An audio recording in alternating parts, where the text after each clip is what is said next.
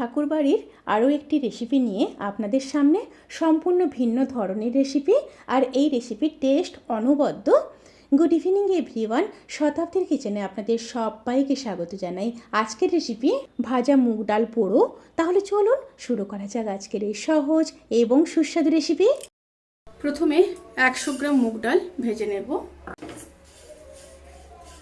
ডালগুলো ভাজা হয়ে গেছে, এবার গ্যাসের ফ্লেমটাকে অফ করে দেবো। অফ করে দিয়ে ডালগুলোকে ঠান্ডা করে ধুয়ে নিয়ে তারপর ফিরে আসছি। এবার প্রেসার কুকারের মধ্যে ধুয়ে রাখা ডালগুলো দিয়ে দেব, সাথে দিয়ে দেব পরিমাণ মতো লবণ, দুটো চেরা কাঁচা লঙ্কা, আর জলের পরিমাণটা এখানে অবশ্যই বুঝে দিতে হবে।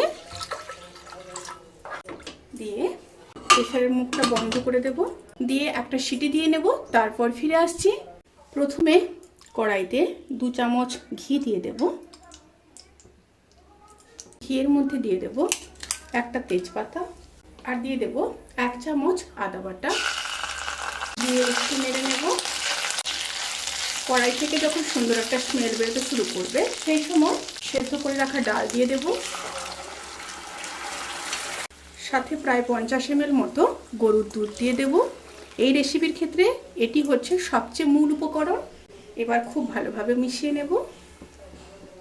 এই রেসিপির ক্ষেত্রে বলা আছে যে 250 গ্রাম ডালের ক্ষেত্রে 100 ml দুধ ব্যবহার করতে হবে, আর আমি যেহেতু এখানে 100 গ্রাম ডাল ব্যবহার করেছি, তাই 50 ml এর থেকেও একটু কম দুধ ব্যবহার করলাম। এবার ফুটে আসা পর্যন্ত অপেক্ষা করব। ডাল যখন ফুটে আসবে তখন 1 চামচ চিনি দিয়ে দেব। আবারও খুব ভালোভাবে মিশিয়ে নেব। এবার 3 থেকে 4 মিনিট লো টু মিডিয়াম স্টিমে ডালটাকে আবারও হতে দেব। ঠাকুরবাড়ির এই সুস্বাদু রেসিপিটি কিন্তু সার্ভ করার জন্য একদম রেডি। এবার গ্যাসের ফ্লেমটাকে অফ করে দেব। অফ করে 5 থেকে 7 মিনিট স্ট্যান্ডিং টাইমে রেখে তারপর সার্ভ করে দেব। রেসিপিটি কেমন লাগলো প্লিজ কমেন্ট করে জানাতে কিন্তু ভুলবেন না। আর আপনারা সবাই ভালো থাকবেন, সুস্থ থাকবেন, সাবধানে থাকবেন। আজকের মতো এই পর্যন্ত। পরের রেসিপির জন্য অপেক্ষা করুন। টাটা।